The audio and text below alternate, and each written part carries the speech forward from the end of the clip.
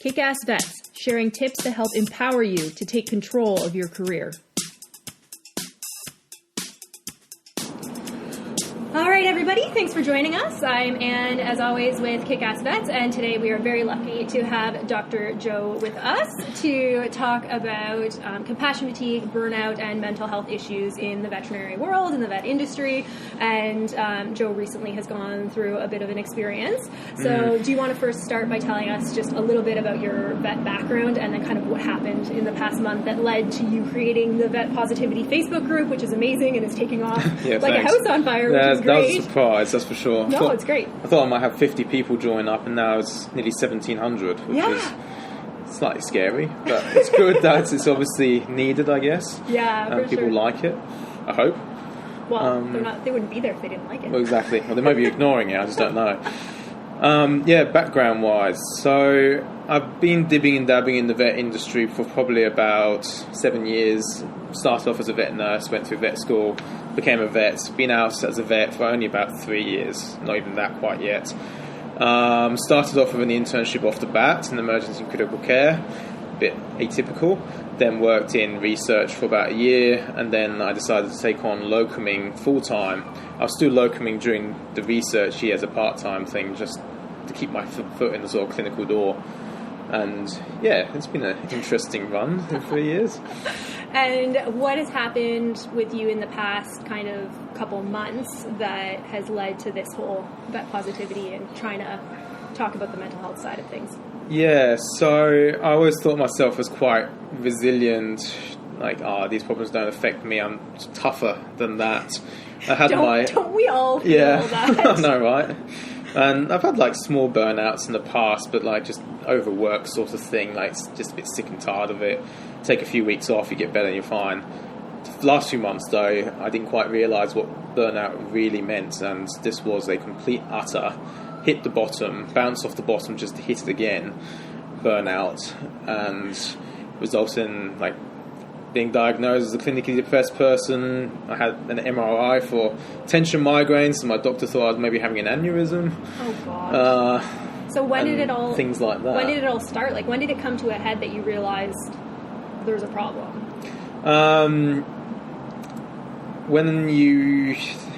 It's a bit hard to say, but I realised everything went really pear-shaped effectively when I nearly destroyed my life around me outside of work. Fair enough. So, yeah. You don't realise that when you're sort of depressed and burnt out and things like that you actually do hurt the people around you. You think you're hurting yourself. You think you're not hurting yourself that much until you realise that actually you caused a lot of damage outside of your own personal bubble. Yeah. And that's when I realised that things weren't really pear-shaped, when effectively I got told, you're freaking depressed, you have to do something about it, get on top of your life. Yeah. I was like, oh, okay. Well, that's good. At least you had someone that cared about you enough to say that and to be like, get your shit together. No, it's definitely true. It was definitely a wake-up call. Can't say things have been fixed properly since, but it's one of these things that effectively at the end of the day, you don't get fixed overnight, as much as you think you do. The first sort of like session you may have with a psychiatrist, or the first time you realise, you think, oh, okay, yeah, I'll just do these few things and I'll be fixed. But you're not. You realise that once you've hit that sort of low point, you sort of simmer along the bottom for a while, you slowly get better. It's very easy to hit the bottom again without knowing it, but it's actually an ongoing thing that you have to look after your mental health and your physical health. And the vet positivity came up because I just had this session with a psychiatrist, and he was like, you also need to sort of like, you need to change your mental attitude to see the positive in things, not just the negative. We are predisposed to seeing the negative in things. It's an evolutionary thing, like a fight and flight sort of survival response. And I remember being on Facebook, and there's all these great groups like Not One More Vet, or I can't remember the other one's called, like Veterinary Professionals, something like that. And they're rant groups, which serve a good purpose. You do need to rant sometimes to get things off your chest, but nothing was positive. Now, you like search for positive groups, nothing at all. I thought, well, this is my chance to sort of like create something where you can get some positive exposure, and hopefully that helps. Yeah. Do you feel that creating something to help other people is part of that healing process? It's definitely. So, I wouldn't say... I'm not an expert. Like, I'm not a psychiatrist, a sociologist, whatever they're called. Like, but it helps knowing that you can potentially stop someone going through the same thing. Yeah. Or hopefully making them realise that there's a problem and that they can fix themselves. Yeah. Like, we can all fix ourselves at the end of the day. Yeah. Unless you're some narcissist. But that's a completely different sort of like kettle of fish, to be honest. Yeah. And yeah, knowing that you can help people does make a difference. It gives you a bit more hope and scope. Mm-hmm. I found that starting Kick-Ass Vets, one of the reasons I started it was because I was just so frustrated over and over, and my husband was like, you need to stop just talking about, like, you need to stop ranting. Like, if you're gonna, just do something about it. Yeah. Just do anything, because you're just doing the same thing and being angry and ranting and complaining. And like, poor Eric, I just terrible to him in terms of just constantly talking about work, constantly complaining. And it takes a huge toll on your relationship and those around you. So I started Kick-Ass Vets for that reason, to try to help make a difference for other people. And like, to this day, every time I get an email from someone being like, I used your information and got a raise, or I used your information and I changed my job and now I'm happier, I literally start to cry, because it feels so good to help people. And it's the same, like, morbidity and mortality rounds. When you make a medical mistake, one of the most cathartic things that you can do is teach other people about it so that you don't make the same mistake again. So it's the same thing with the mental health. If you can teach someone else and share that experience and feel that you are making a difference in someone else's life, that is one of the most cathartic things that you can do. And like the vet positivity thing, like, it's amazing. So many people are jumping on, and the University of Sydney Sydney Uni's caught on, and they're sort of interested in some stuff as well. Mm-hmm. Obviously, we're doing this blog now. Yeah. I've had someone else talk to me about doing podcasts as well. So it's obviously something out there that needs to be addressed. Yeah. And it's not that either of us are that special for creating this. It's just... Not at all. We just... I don't know, we're in a position and figured, why not do it? Like, if not us, who? Yeah. If not now, why? Exactly. You just get to the point where you're like, I have to do something, and if I don't do something, I'm going to explode. Yeah, exactly. Yeah, definitely. So once you had this person in your life say, you need to get your shit together, you're depressed, go fix yourself, what was your process to get to the point where you went to see someone, to talk to someone? Because that's a hard thing to do for a lot of us. Like you said, we're type A. We feel that we should be tougher than that. We feel like it's a failure if we need help. Most of us... There's a stigma as well. Like, people think that you only go to a psychiatrist if you're completely nutter or off your rocker. Like, it's not true.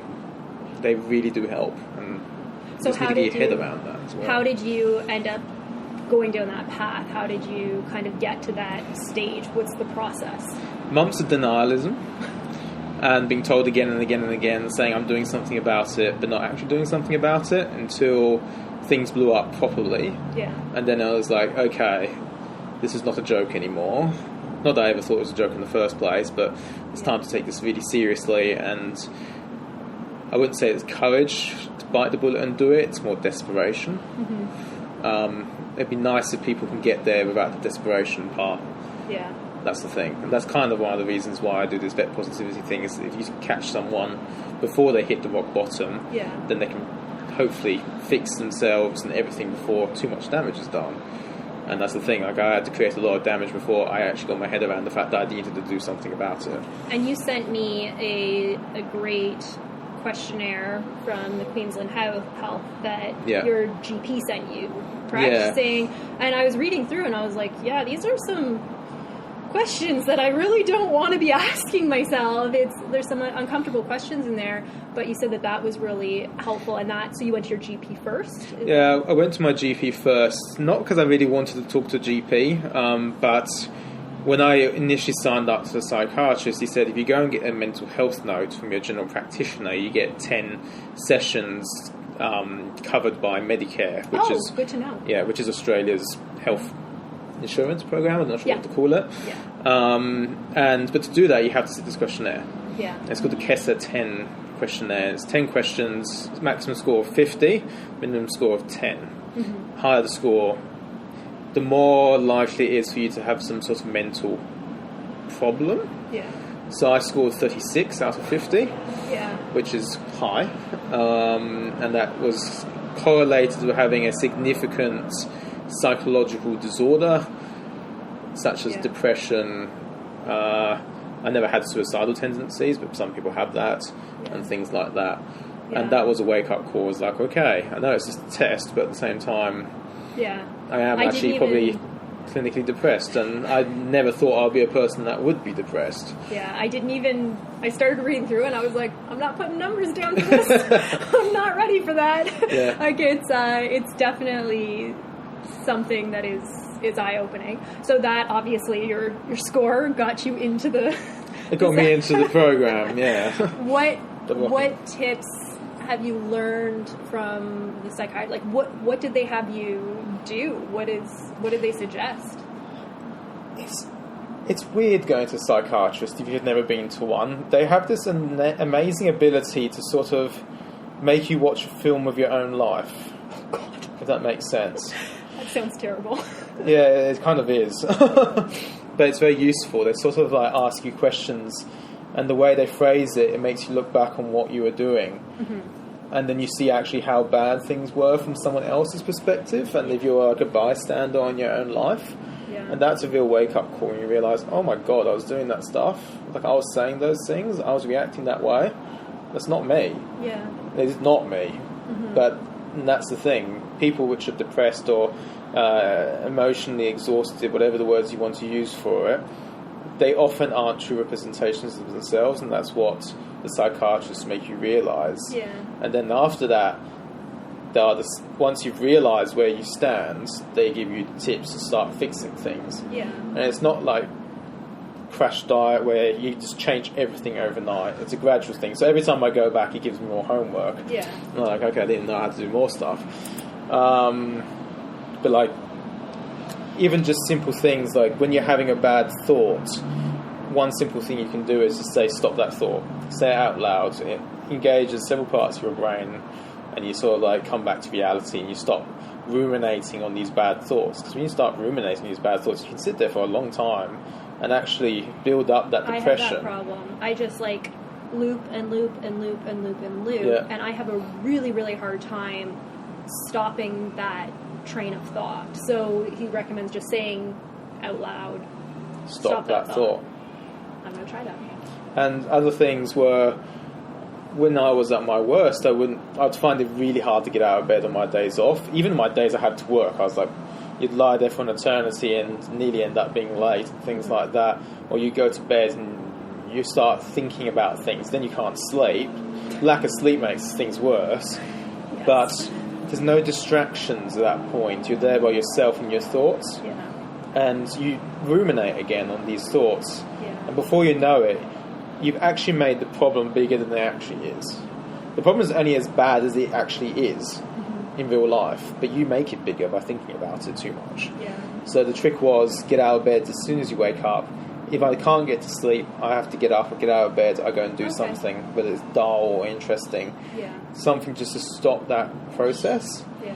And it's obviously worse now. Well, it was worse. It's better now, and it's be better in the future. It's not necessarily something you have to do for the rest of your life. Yeah. Like I said, you don't go from being rock bottom to completely fine again. It's a slow, gradual curve upwards. Yeah. And until you're at the top there, you need to keep playing along the game. I cannot fall asleep without listening to something, because my thoughts otherwise will loop. I literally cannot be okay. I'm not okay in my own head. I'm not. And I know it's a huge problem, and like Eric tells me all the time, like, you need to get okay in your own head. And I have to listen. I listen to Harry Potter, Stephen Fry, reading Harry Potter audiobooks. I've listened to the same audiobook every single night for the past like years. Fair enough. And I was getting to a point where I was okay. So my goal is to try to like get off the Harry Potter crack. But it's hard, because if I'm lying there, I start to think about all of these things, some work related, some not work related, and it's so difficult to stop that process. And then it's like 2 a.m. You're like, well, I don't want to get up and go do something. So and that's the trap we fall in. Like, you don't want to get up because you're scared if you get up it'll make it worse. Mm-hmm. It's not going to get worse than it actually is, to be honest.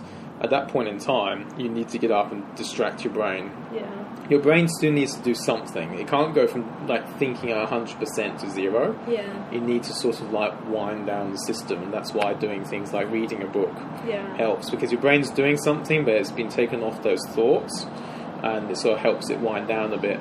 There's some apps out there as well that have sort of sleeping aids where effectively they make you do breathing exercises. Do you find things those like work? that. Have you used any of those? I've used a few of them. They do work to a certain degree, because the way they're designed is that they make you count breaths and things like that, so your brain is still working. Yeah. But you're not thinking about, oh my god, tomorrow I have to go in and there's going to be 50,000 clients waiting in the car park angry because there's only one bet on or something like that. Yeah. So those do help. And the other thing that, to be honest, when he first told me, I was like, this is not for me, but it's mindfulness meditations or exercises. I always thought that was a bit of hippie nonsense, to be honest, and I thought, oh, okay, but I thought I'll just try it. I can't say I haven't tried it. Yeah. And I do it every morning now, without fault. How long? Meditation is something that people have told me over and over and over again that I need to do because I'm crazy and need to calm down and come down a bit. And I would love to be able to do it, but I don't think I've ever really given it a fair go, to be perfectly honest. Like, if I'm being honest, I don't think I've ever actually given it a fair go. I've tried to like sit there and calm down, and sometimes I'll go down to the water and I'll just watch the waves and that kind of stuff, but I find it really difficult because then I just end up sitting there looping on my thoughts. And this is where I think most people think that meditation is sort of sitting cross-legged and you sort of like close your eyes and wait for yourself to levitate off the ground. Yes. That is what I think. Yeah, and that's what I thought as well at the beginning. I was like, I can't just sit there with my eyes closed and not think about anything. Yeah. But if there's lots of aids out there for mindfulness meditation, and they're making your brain work at the same time, but you're not thinking. Now that sounds weird. So like, well, some of the exercises are like you do breathing patterns and you close your eyes, and then you have this aid in the background that says, okay, now it's time to concentrate on the sounds and start concentrating on different sounds you hear in the environment. So at the moment, like, concentrate on the car sound, and when that, in a few minutes time, concentrate on the bird chirping. Okay. And that sort of focuses your brain on something. Yeah. It does help you stop thinking, but the trick is that once you start doing that, you have to then realise when thoughts are coming into your mind and then being able to snap out of those thoughts and concentrating back on whatever sounds or breathing or whatever it may be. Yeah. So you're never not going to have thoughts going through your head. Yeah. But it's being able to realise when those thoughts are happening and then stopping those thoughts and concentrating on something else. So if anything, is training your brain to realise when toxic thoughts are coming through your head and then being able to detach yourself from those. That would be lovely. It takes a while. I'll get the information about what some of those apps are, and I'll put them in the blog version so that people can link to them. Are there any other things that they've suggested that have been helpful? Take time off. Yeah. Jokes apart. Need to detach yourself from whatever's causing the anger. Keep up the exercise. Keep up the good nutrition. And that was the thing, when I was at my worst, I wasn't exercising because I couldn't justify the time. And because I wasn't sleeping properly, I was like, I need to lie in now because I haven't slept. I spent 4 hours staring at the ceiling. Yeah. And this is an inherent problem in the vet world. As you go into, at least for me, an emergency clinic and for you as well, you don't see fruit platters. You see bags of chips and do you know what? God knows what. The job where I am now, they don't have cookies. They don't have crap. They have bowls of fruit. That's a good idea. It is literally, if you can talk to your boss and just the food that they provide, like, providing food isn't so much a thing in North America, but in Australia, every clinic that you work for, I don't know if they legally have to do it or if Australians are just super duper nice. Feeders. But they always have food, and like they usually have like bread and noodles and stuff, but most clinics I find will stock like biscuits and cookies and crap, or like jars of lollies. But something you can sort of shove in your face really quickly. And the place where I work has like the soup and stuff, but they have no easily accessible grabby junk food, and they have pears and bananas and apples. And that's the best thing. It's stewed food you can shove in your face, but the type of sugar in it, it's a sustained release sort of energy, not like the Snickers bar, which is like you get this sort of spike of sugar and then you crash again 5 minutes later, so you shove another Mars bar on your face. Yeah. And then it's like, okay, now I need the energy drink because I'm on my lull. Yeah. And before you know it, you're some sort of like chemical, like toxic waste of a person walking around. Yeah, and that doesn't help. It's going to be more expensive to the clinic, obviously, to buy fresh fruit, but like... But think how much money you save. So good for your employees, especially if you have overnights. I think like it's amazing. It's one of there's lots of reasons I like my one job, but that's one of the things that they do, which I think is I've never seen that before. No, everywhere I've been, it's always been junk food. Yeah. But at the same time, it costs the clinic I don't know a couple grand more each year. But if it saves one employee taking 2 weeks of sick leave, true, that you've made more money back. Yeah. Than you've spent.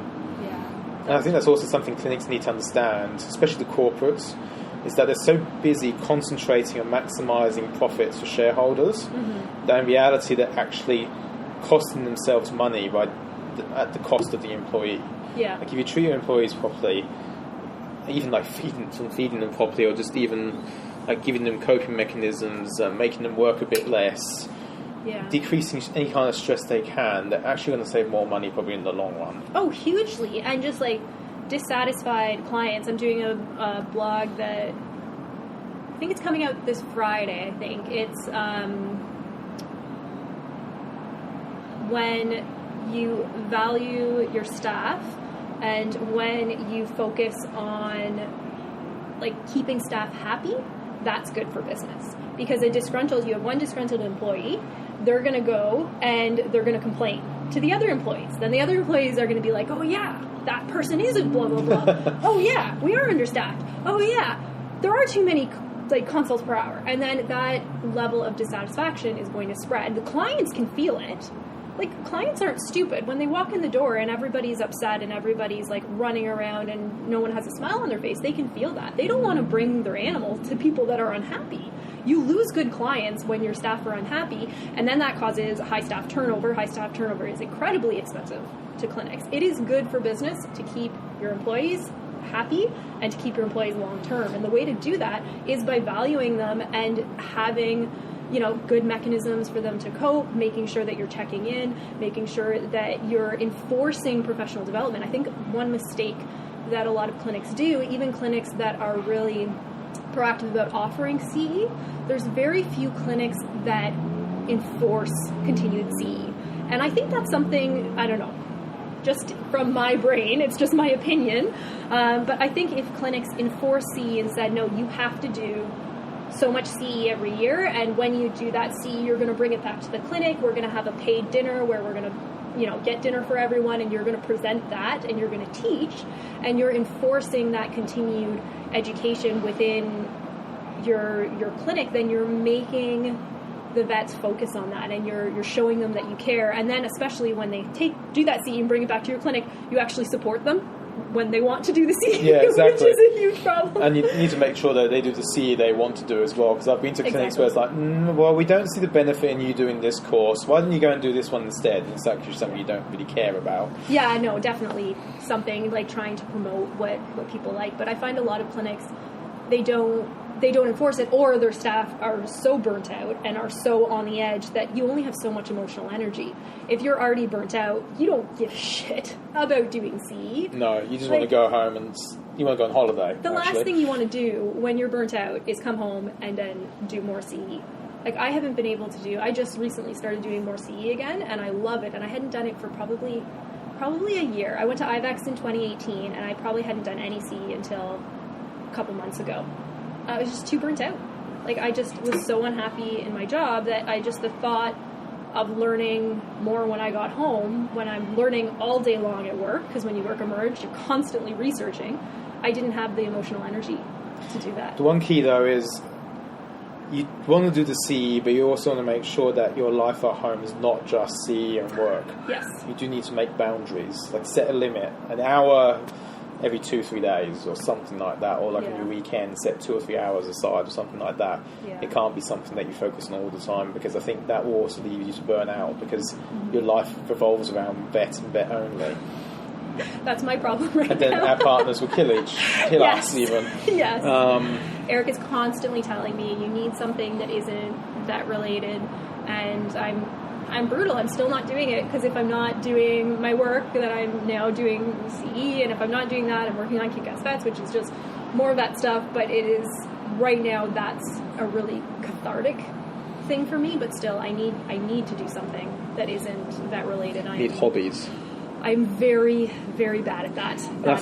I think this is the thing as well. You start sacrificing your hobbies when you're getting to the burnout stage. Mm-hmm. Not the crash and burn and destroy everything around you stage, but earlier on. Yeah. I think it's one of the things you recognise. If you're starting to sacrifice your hobbies, you need to step back and realise things are not going the way they should.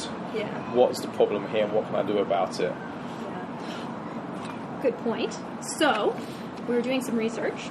One of the things that I found online was the 5 stages of burnout. So one of the things that we wanted to talk about, or I wanted to talk about during this, is what is compassion fatigue, what is burnout, just because the words are thrown around a lot. And when we throw them around a lot, we don't really identify what they are, and then you can't say...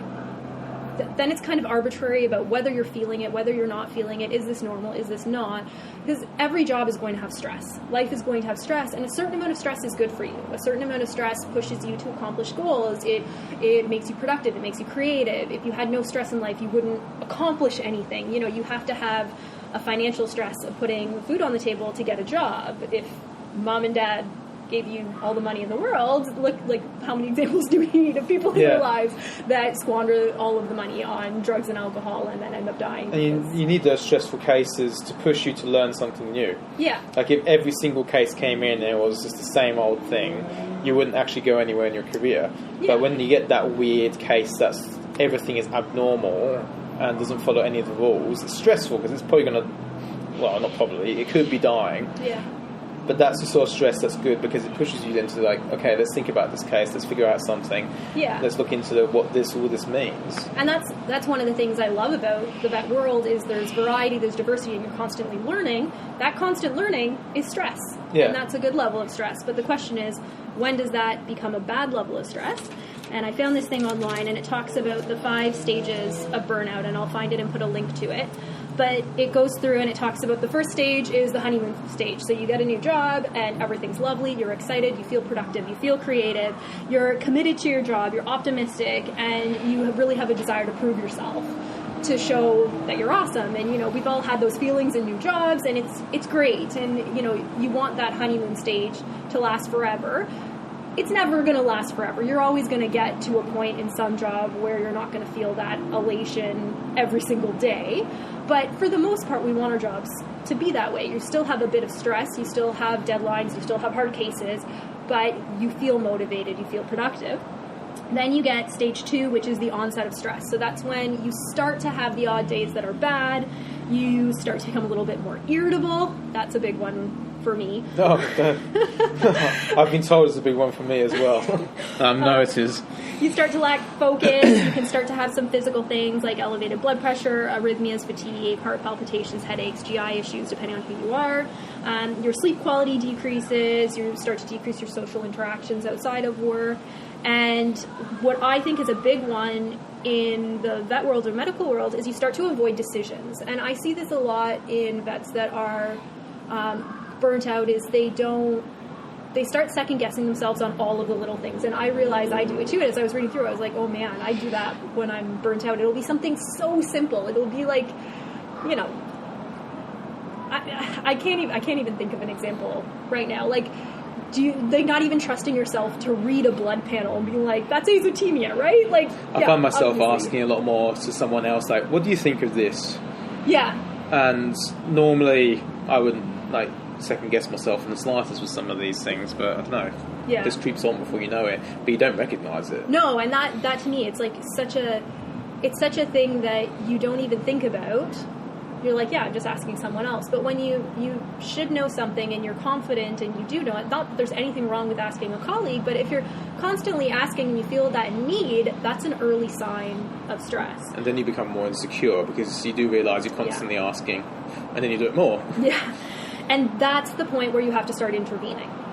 When you start to realize you're having those bad days, the minute you start feeling physical manifestations. The minute your sleep starts to go, the minute you start to realize that you're losing that confidence, that's the point that we have to start intervening, which is quite early, because I think most people wait until way later to start intervening. Yeah. The third stage is chronic stress, where you have frequent bad days, you lose your hobbies, as we chatted about, you start missing deadlines or arriving late to work because you can't get yourself there. You start to be resentful of either your colleagues or your workspace or people in your personal life for whatever reason. You start to show anger or aggressive behavior or have behavioral changes. You start to become cynical. You can decrease your sex drive. You lose your empathy. You deny that you have problems. So at this point, you start to turn the corner of not being able to see yourself. And that's when you have those changes. You can feel panicked or threatened. You can feel pressured or out of control. Increased drug and alcohol use, exhaustion, and more likely to become sick. Then you hit stage 4, which is burnout. And when you hit that burnout stage, you really need external help at that point, because you've already turned that corner of denial. And to me, that's so eye-opening, because as I was reading through, I was like, man, I'm definitely past stage 3. Maybe I should get some help. So stage 4 is when you're feeling empty inside. You obsess over problems at work, which is a huge one for me. You start to get a pessimistic outlook. Your physical signs increase, self-doubt, self-isolation, and you just want to drop out of society. You just want to disappear. And then stage 5 is when you get clinical depression, chronic sadness, chronic physical issues, and that kind of leads to the suicidal thoughts. And just, I'll put a link to this, but to me, seeing those steps and recognizing where you are is very helpful, because some people might think, this is normal. I'm in a tough job. It's normal to feel this way. Everybody feels stressed out. Everybody feels burnt out. There's good stress and there's bad stress, and recognizing where that becomes bad from good, I think, is important. How do you feel about this list? Well, I was in stage 5, and not anymore, thank God. I think it makes sense, the list. The problem is with lists and things like that is that they're quite abstract concepts when you're going through it. Mm-hmm. Like, you can't just sit back, so what stage am I today? 1, 2, 3 or 4 or 5. Stage 5, you realise you're there when you hit the rock bottom and things go really bad.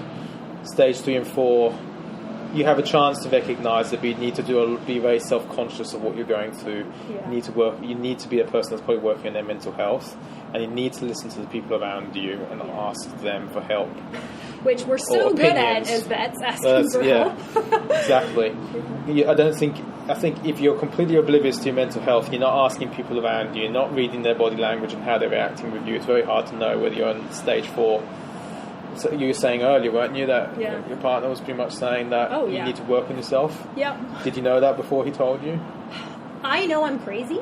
I've always been crazy, but in terms of, I had no idea how much what I was doing was affecting him. And I guess, as a bystander of what it was affecting me. And I don't even know if I've fully recognized how much it's affecting me yet. It's, even though I'm trying to actively think, I'm such a person of, like, I think I'm in that denial phase. Yeah. But I'm definitely, he's definitely been hit as a bystander from my job, and there have been times where he's just like, I just want you to quit, I don't want you to be a vet, I wish that the vet profession had never entered your life. Like, it's really hard, and I think being a partner of a vet is a very challenging role, especially when you're the type of person that obsesses or is very vocal. Like, some people just shut down and are quiet in themselves. That's not me. So unfortunately, it is very dangerous. I have a really good friend and colleague who was a classmate of mine, and he was like valedictorian, phenomenal, amazing person, and you would never know in a million years that he was suffering. And he's just done, I'll put a link to it as well, he's just done an interview about his mental health, and he was having suicidal thoughts and was hitting a breaking point. And this is just like the epitome of amazing person that you just never think. And it's because he would internalize it, and he was everything for everyone else. And it's scary. And that's the key as well, is that the people that seem less likely to have a problem half the time are the people that have the biggest problem, and we can't ignore that. Like, I'll be honest, like in the last 12 months, unfortunately, I've known 2 nurses that have committed suicide, and both times you wouldn't have guessed they were the people to do it. That's crazy. It's terrible because you think, Jesus, I should have recognised that they weren't in the right place. Yeah. But these people are internalising it, and it's very hard to know what they're going through. And there was just recently another vet here that committed suicide. It's unbelievable. The suicide rates in the vet world are just like, it's criminal. so upsetting, and it happens for so many different reasons. One of the other things is in terms of burnout and depression. We were going through the list, and it was risk factors for burnout and depression, and it's one of the big things is if you strongly identify with work. So many vets grow up being, I want to be a veterinarian. They have such a strong identity with that profession that it's hard for them to separate that. And I think that's one of the things that my friend Scott was saying, that like when he went through school, okay, I'm supposed to graduate, then I'm supposed to get married, have the house, have the kids. Now that I'm there, who am I? And when you lose that sense, it's scary. If you meet someone new and they say to you, "Tell me about yourself. Tell me something about yourself," what would you say? Well, I would start with, I'm a vet. Yeah, exactly. First thing, you haven't even said your name yet. Yeah, no, I wouldn't. You said I'm a vet. Yeah. I don't know many other professions that would do that. Like, I've got loads of friends in accounting and stuff, and they never really describe themselves as an accountant or anything like that. It's true, and we need to be able to separate ourselves from the profession, because it's a huge risk factor. High workload, including lots of overtime. There's so much, huge crisis with filling positions, so everyone's understaffed. Trying to be everything to everyone, so superhero syndrome, vets are predisposed to that insanely.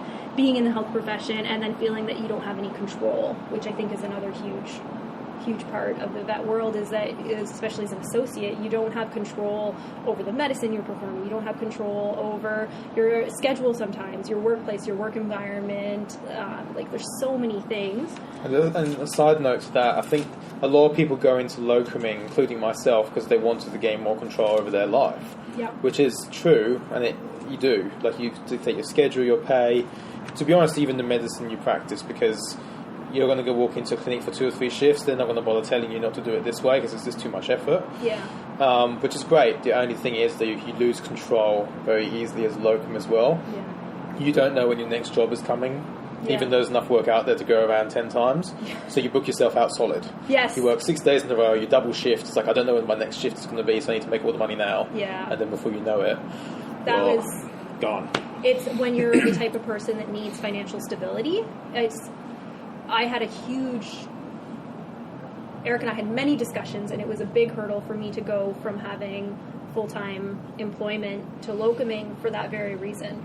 And it was with the caveat of, you have to be okay with our financial situation. And what helped me in that sense was, I just broke it down to what is the minimal amount of money that I need to make for life. To pay rent, to pay bills, and to get food on the table. And then anything beyond that is bonus. And so I was like, okay, well, if I only need to work 8 shifts a month on average, well, in the past 2 days I've been offered 20 shifts. Yeah. And I can always get a full-time job if I need to. So knowing that was helpful. But it's true, we overwork ourselves, because especially with COVID, it's well, what's going to happen? So many people lose shifts, you get cut shifts, then you're oh, well, I should take this, and then you have control over your schedule, except if you are worried about getting the money, then you're working days, you're working nights, it's all over the place. And that's the thing, we went from being the commodity in demand, COVID comes along, I, for one, I'm not sure about you, lost all my shifts overnight for about 3 months, which that was one of the catalyst points for me hitting the floor. I got a lot of work back in the end, because a lot of it was knee-jerk reaction from clinics. Yeah. But then you end up cramming your face like a kid in a sweet store, because I've lost all my work. I need to get everything. Yeah. Just in case. I was really fortunate in that I have a kind of more routine gig, and that work was lovely, and they said, like, look, we're going to make sure that you get your hours. So I was super lucky, but my other job where I worked, they hired someone else and cut my shifts, which is fine. You know, that's part of it. That's why you charge more, and because I'm a little bit crazy in terms of finances, I always make sure I have like a 3-month safety net. Yeah. I had that going in, so that's helpful. But I know a lot of, like, Sarah that I interviewed previously, she's a vet in the UK. She lost all of her shifts, and she hasn't worked in months. Yeah. She literally has no work, and the locums there just have no work because they're being hit way harder with COVID, and I think at home, like in North America as well, it's much worse. So I think we're luckier in Australia. A lot of the clinics have stayed open. We are, but our stress, I'd say, is quite different from what I've been reading and talking to a couple of friends in the States. Their clinics are struggling, but here, I know one clinic I work at, they say they've been up 150% in cases on last year. That's not normal growth. No. That's people adopting new puppies, people being at home, seeing many new puppies. Yeah, seeing the chronic disease subtleties. But the thing is, they've halved the staff. Yeah. You're doing 150% more workload with half the staff. You're doing more overtime. And so then you're seeing more cases per hour. The poor nurses are like running off their feet for the contact list. It's so much more work for them. So it is. It's hard for the clinics. I feel bad for the managers at the clinics. I do, because it's a really hard thing to juggle. But it's been very stressful. And then never knowing, like, are we going back to a normal schedule? Are we not? It's for people that like certainty in their lives. It's very uncertain, which is crazy. Another thing that I have written down here are causes of burnout along with the predisposing factors. So a lack of control of your schedule, workload, assignments, or medicine that we were chatting about. Lack of resources to perform your job, so time, energy, staff, money, unclear job expectations, a dysfunctional workplace dynamics, extremes of activity, so if you're either crazy busy all the time or if it's like completely dead all the time, you're losing your mind. Lack of support, which is huge, from managers to staff in the vet industry. Like, they just kind of throw vets under the bus all the time. And work-life balance. So I just feel like vets are, by nature of who becomes a vet and by the nature of the dynamic of the workplace, we're just this, like, we're already halfway up the mountain to burnout before we even start the job. Yeah. Like, you've got everyone relying on you to do the best job all the time. Yeah. And then you get guilt tripping as well on top of that sometimes. It doesn't help. Yeah. Anyway. That person. It's definitely a challenge, but I think identifying the early signs, and then if you start experiencing those early signs, trying to get help earlier, and, you know, going to your GP, doing that test, talking to a psychiatrist, like, I think it's something that we all should be jumping to probably a little more readily, and then really trying to define where your problem is, instead of just kind of, we just kind of throw out terms, and it doesn't, I don't think it's helpful.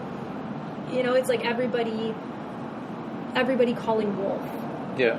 And trying to pinpoint down exactly what you're feeling and where it is I don't know, I think it's something that would be helpful.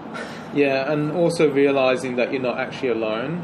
Mm-hmm. So when my worst period, I was like, not that I have no friends, I do have friends, but like, a lot of people which I went to uni with have left Sydney since we finished vet school. Yeah. I'm from abroad, I'm from the UK, so a lot of my friends are back there. Yeah, I know, right? Who'd have guessed? You never know. And you start thinking, well, there's no one for me to talk to, like, I don't want to burden my partner with this, I'll just keep it to myself, I'm alone with my problems. Yeah. You're not. Yeah. You may be physically alone in the room by yourself, but those people are actually only a phone call away or a Skype call away, or even sometimes a street or two away. But you just need, to a certain degree, the courage to face up to the problem and say, look, I need some help. Mm-hmm. And it's amazing how many people are actually there for you. Yeah. Like, so many people turned around and helped me in the last few months. It's amazing. Yeah. Like, it's really sort of like rejigged everything in my head. Yeah. It's good. They're essential. They point things out that you need to see. Mm-hmm. And then you set up that mentoring through Vet Positivity. Yeah. Which I think is so cool. Yeah. That people can go on and be like, I want to be a mentor, I want to be a mentee. And so if you're like feeling stuck or feeling alone, you can just go on there and be like, please help. That's the thing, and what people need to realise is mentorship is not just how career progression mentorship. Yeah. University, they give you mentors and stuff, but it's like, how to mentor you for an internship so you know how to then get onto your residency, or how to become a great GP or mixed vet. In reality, mentors also are there for mental health issues, because they've probably been through the same problem before. Yeah. They've suffered the damages and they know how to avoid it, or know the solutions, or know something that may help you. Yeah. And you just need to be able to say to them, I need help with this problem. Yeah. There's nothing to be embarrassed about at the end of the day. And that's what I struggled to get my head around. I wanted to be the tough guy that was reliable, that wasn't going to cripple under pressure. Mm-hmm. And I was the first one to crash. What I've recently discovered is, especially starting Kick-Ass Vets, where the platform is trying to get people to be happy in the vet degree. And I love the profession. I love being a vet. But that doesn't mean that I don't get burnt out. Exactly. And acknowledging, and I felt like, especially starting this, I felt like I had to kind of put on this brave face, because if I felt burnt out, then who am I to say that the vet career is good if I'm getting burnt out? But you can love your career. You can love your job to bits. You can love being a vet and still be burnt out. They're not mutually exclusive. Thank you. I'm thinking of a Venn diagram. Exclusive. You've got overwork, compassion fatigue, all of those things, and then you've got loving your job, and in between there's burnout.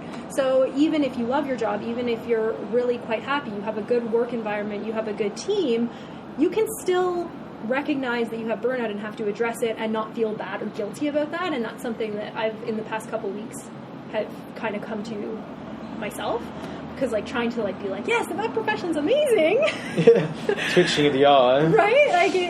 It's hard, and it's trying to put on that brave face. It's trying to be the strong person, and it's not helpful, because then other people look and are like, oh, well, I should be able to cope. And you want to be a strong... You end up trying to be a strong person at work as well, because you don't want to be seen as the vet that doesn't know the solution to the problem to the nurses or the techs, whatever you should call them. You don't want to be seen as the vet to the client that is concerned, nervous, scared, because why would they ever trust you? Yeah. You don't want to be seen as the weak vet from the bosses that may see that as an opportunity to take advantage. Yeah. Not saying all bosses are like that, but unfortunately there's a few out there that are. It's true, and we have to put on, we do have to put on a confident face to clients. We do. And sometimes you have to, even if you're not 100% sure in your head, you have to put on that face, because you have to be that source of calm. And if you're in a work environment where, the nurses are really unhappy, sometimes you're holding it together for them, and especially in emergency. I have two examples. When I was a new graduate, a month or two out, something stupid, by myself, of course, my boss had left, and this lady comes running in the building, screaming her head off, being like, help, help, help, and so I run up, and I see this little Shih Tzu being looking around, totally fine. I'm like, why is this lady crazy? And it took me a second, but its eye had prop toast. Oh, okay. And I thought it had been hit by a car or something. She's like, it's Audra's pop toast. I was like, okay, that's fine. It's fine. I'm just going to take Fluffy. We're going to get the eye back in. Don't worry about it. I'm going to go give him pain relief. We're going to get some paperwork. It's all going to be fine. I'm a month out. I have no idea what I'm doing. I have no idea how I'm going to put an eye back in. I have no idea if I'm going to have to nucleate it. But you just put on this face. And then I get the dog, we put an IV catheter, they're getting set up, and we had a co-op student that was in high school. So I get everything going, and I'm like, I know we need to get the eye back in fast. So just put in an IV, get some bloods, get it set up for anesthesia, because we're going to have to do an anesthetic on the dog. And then I start Googling how to put an eye back in. We've all done it. Literally. And the co-op student's like, are you Googling what you're about to do? I was like, yeah, I have no idea what I'm doing. She's like, what are you talking about? She's like, but you just said. I'm like, yeah, I don't know. I don't. And it went back in. It was fine. But that was that was like very early on, learning that you have to be that front. And then when I was working Emerge a few years ago, I had like insane hour, when just everything comes at once. Like literally in the middle of doing CPR, have a seizing snail bait toxicity come like on the other table that I'm managing, then another seizing animal comes in. So I'm like literally doing CPR, directing the CPR, also directing the nurse how to treat this animal whose temperature is like 42 degrees, also directing the other nurse. I'm surprised you had enough nurses, but honestly. It was a really good clinic. It was a really nice, and those nurses were like phenomenal. When I say directing, I more mean like they were like, would you like me to put an IV catheter and get diazepam at 1 ml per kilo for this time? I was like, yes, that's wonderful. Not 1 ml per kilo, that's the wrong dose. But after, the student came up to me and he was just like, how were you so calm when all of that was happening? And I was like, I was calm on the outside. I wasn't calm on the inside. On the inside, I was like, oh shit, oh shit, oh shit, oh shit, oh shit. But you have to display that outward sense of calm, because if you freak out, then your nurses are going to freak out. Then the owners are going to freak out.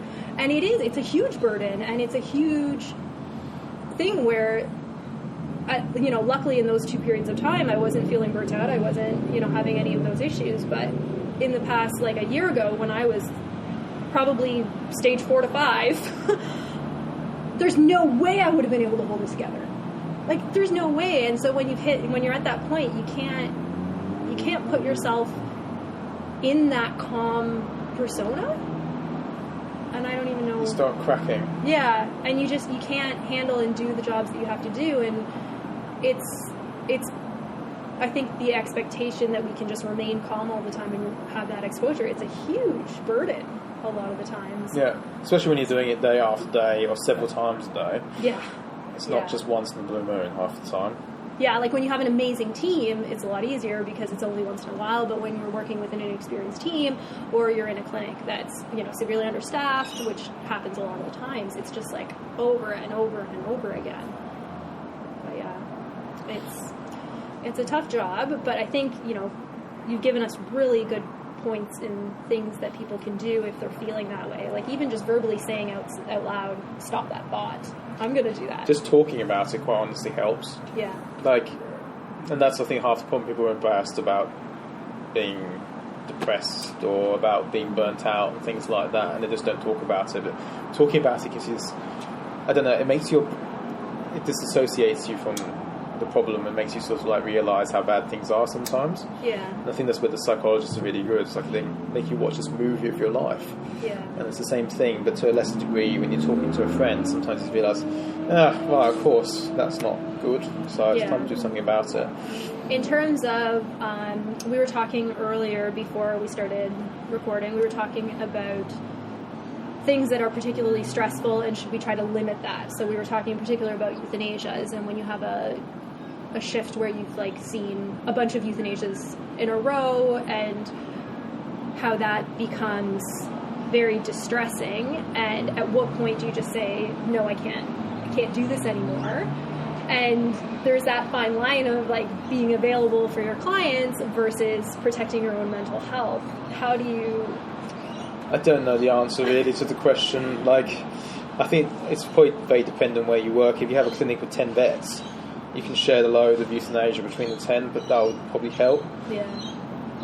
Like, I don't know, we talked about this earlier. It's like, what do you do with the only vet on, and you're like euthanasia number 5 a day? You just say we can't see you and send it to another clinic? Yeah. Because it's like you're doing a disservice by the pet and the owner, but at the same time we have to do this career for the rest of our lives. Yeah. Like, how much can we take like, I know without crippling our career at the end of the day, or just saying I've had enough of this job and going and doing something completely different? Like, there are some vets that don't do euthanasia at all. Like, they refuse. They just don't do them. Like, they obviously can't work sole charge. Yeah. And that's the thing. You don't want to get to that point if you can avoid it. Because euthanasia is a very important part of our job. Yeah. And it's a luxury animals have that we don't as humans. Well, most countries, and there's some Swiss people listening. But okay, I don't think it's something we should shy away from. Yeah. But at the same time, you do also have to look after yourself and make sure that you're not taking the whole brunt every single day, because you won't last in the career. And if you don't last in the career, then more animals are going to suffer as a result. Another big part of being burnt out or whatever, that whole thing is taking time off, taking time away from work. This is important for the American listeners. Yeah, well, that's what I was going to say. What about, you've got these people graduating with $300,000 worth of debt. They're working a job and a half to try to pay off their debt in 15, 20 years. There's a really good Facebook group called Debt Free Forever for veterinarians, and they give a lot of like financial help. And I'm on there, but fortunately I went to school in Canada and my debt load was like this big compared to theirs. And just the things that they're going through to try to pay for work. Like when I'm burnt out, I have the luxury of taking a week off. Yeah. They can't afford to. I've seen posts where they are like getting relatively well paid as veterinarians go, but only am able to pay off the interest component, not the principal, which is concerning. Obviously, we can't change that ourselves, but what do you do? And I don't know if there's an answer, but like, what do you do when just financially you need the money? You can't afford to take time off, and you know, if you are getting, like in the States, some of them are getting really good salaries, so to work a different job, they'd have to work twice the number of hours. Like, the concern I have with the States is that we're very lucky here. You automatically get 3-4 weeks annual leave. Then you get like obviously the sick leave on top of that, so you don't have to use your annual leave. But like my wife, she's American. They used to get 8 or 10 days off per year, but she then had to find someone to cover her when she wanted to go away. You couldn't just take time off. So who does take time off at that point? Yeah. And you're not able to get away from it. I don't know what they're supposed to do. I guess it's obviously person dependent, like if they have a partner that can support them or not, but at the same time you need to think of short term versus long term, in my opinion. Yeah. Like if you're sacrifice, no, it's not the right word. If you're going to destroy yourself in the short term, you're not going to be able to pay off that loan in the long term. Yeah. So short term sacrifice may be beneficial, but it's easy for me to say coming from countries which have a government that pays for your education. So. I know. It's so, I feel so bad for them, because I just know, like, I have lots of vacation, we go on, you know, lots of trips, like, my life is not difficult. This is where I live, like, and I get burnt out, and then I see these stories about these people working a job and a half to make ends meet, just so that they can put $10,000 a month to their student loans, and I just think, like, who am I to feel burnt out? Yeah. And that's the other thing too. I think it's that concept of having that you're comparing yourself to other people, and everybody's path is different. So just because you feel that you shouldn't be cracking under that pressure doesn't mean that you shouldn't. Yeah, exactly. Does that make sense? But I feel really bad. I think if you have the luxury of being able to take time off because you don't have to pay student loans off, it's not something to be proud of saying, I don't ever take time off. Yeah. I don't need to take time off, because at the end of the day, you're actually doing yourself a disservice. Mm-hmm. You're burning out, whether you know it or not. You're actually making the clinic richer at your own cost by not taking time off. Yeah. And you're not going to be benefiting necessarily from that. Yeah. It doesn't mean that you're the person not taking time off, you're going to get the pay rise, per se. Yeah, that's true. And just remember that. Don't feel guilty of taking time off. You need to do it for yourself. Yeah, that's crazy. All right. Do you have any other suggestions, general advice related to mental health or not, for our lovely people that have stuck with us for as long as they have? Yeah, I think the day you should also consider what you're doing is the compassion fatigue thing. Oh, yeah. If you see an animal come in and you don't care whether it lives or not, or if it's actually easier for you if it dies, because it means less workload, that's the day you should start taking time off and talking to someone. And that does happen. And I think people. It's not just it's happened to me sometimes. I'm like, Jesus Christ, why can't I just fuck off? Yeah. Like, I don't have time for this. I think a lot of people don't want to admit that they feel that. When a difficult case comes in, a hit by car with multiple traumas, and you know that if the owners have money and pursue to treat this, your next 10 hours are every moment by that dog, and part of your mind says, I hope they just euthanize. Because that would be easier. And it's like, just saying that out loud makes me feel shameful, but I would be lying if I haven't felt that way. And I was working with a vet the other day. The dog died, and he said, well, at least that's a shorter write-up. Yeah. Move on. Yeah. I was like, I'm not sure if he's just been sarcastic. It's dark humour. And I think people use humour as a defense mechanism, right? But it's what's underlying the humour, though. Yeah, and it's true, having that. When you lose the empathy, that's a huge, huge flag of you're down the path of burnout. So you need to address that. Well, thank you very much. Thank you. I think that I'm really excited for your vet positivity and what's going to come from that. I think it's great that's available. Interesting, that's for sure. It wasn't where I thought it was going to go. So yeah, no, it's such a great resource. Goes. So I think it's really great that's available, and I'll put links to the things that we chatted about, the mindfulness stuff, and those questions in the blog section. But if you have any questions, or you need help, or you feel on the edge, like Joe said, you're never alone. There's so many people that are there to help you, that want to help, that have been through it. Nothing that you are feeling or experiencing is new. No. And chances are the 10 vets that you know around you are experiencing those things as well. So just try to open up and talk about it, and don't feel bad. Don't feel shameful. Don't feel like you're not worthy. Take pride in fixing yourself. Yeah.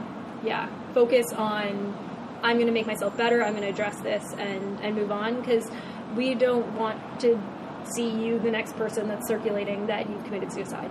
Like, I can't say enough. Nobody wants that. Nobody thinks that the world would be better off without you. Nobody thinks that you are not worth it, and everybody is there to help you. So just try to reach out. Yeah, I agree completely. All right, thanks so much, and we will see you next time.